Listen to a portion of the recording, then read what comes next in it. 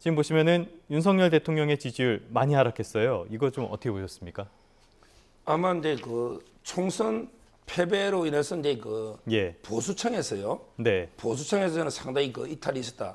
원래 이제 그 중도나 진보 진영에서는 원래 이제 그 정도 부정이 있었고요. 예, 예. 근데 보수층에서 부상경남, PK 예, 예. 이쪽을 포함해서 이제 많은 이탈이 있었다. 그거는 이제 총선 패배에 대한 실망감도 있고요. 문제는 이제 또 총선 패배 이후에 서로 책임을 전가하는 듯한 이런 이제 또 네, 네. 내부 분란도 좀 있었습니다. 예, 예. 예를 들어 이제 대통령실에서는 당에서 다 공천하고 당에서 다 했는데 왜 책임을 대통령실에 돌리느냐 예. 이런 이제 불만이 좀 있었고 또 당의 입장에 그렇죠. 후보자들 입장에서는 대통령실에서 이제 그 이종섭 대선 논란이나 예. 또는 이제 그 물가 대파 논란 이거는 이제 그 대통령실의 잘못이 아닌가 네. 이런 이제 모습에 보수층은 실망하는 거죠. 서로 이제 자기 탓이라기보다는 남 탓으로 네. 자꾸 이게 책임 전가하는 모습 이런 게 겹치면서 저는 보수층에서 대거 이탈했다. 예. 이게 바로 이제 20%대로 떨어진 네, 근본적인 이유가 아닌가 이렇게 봅니다. 사실 지금 말씀하신 것처럼 보수층에서 보수 대통령에 대한 지지율이 떨어지고 있다는 점, 이 부분은 좀 짚어봐야 될 것 같은데요. 그 배경을 변호사님은 좀 어떻게 보고 계십니까? 뭐 지금 변호사님 말씀에 대체적으로 그 동감을 하는데요.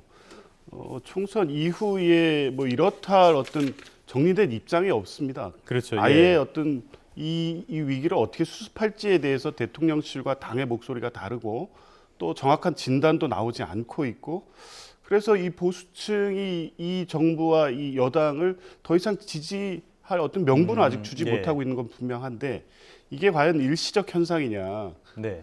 그렇게 보기 어려운 측면도 분명히 있습니다. 사실 20%대 대통령 지지율이면 국정운영의 동력이 거의 상실돼 가고 있는 상황이라고 네. 보이는데 이 전환하지 못하고 이게 10%대로 추락하면 실제 사실상 레임덕에 들어갔다고 볼 수밖에 네, 없거든요. 네, 네.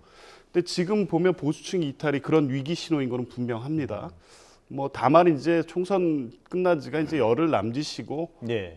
여러 가지 대책들 또 당내에서 내놓고 있고 대통령실에서도 이재명 대표와의 영수회담 이런 걸 통해서 국면 전환을 꾀하고 있기 때문에 좀 지켜봐야 되지만 뭐 특히 영수회담 같은 경우에도 과연 보수층이 이거를 지지할 것이냐도 또 결과에 따라 달라집니다.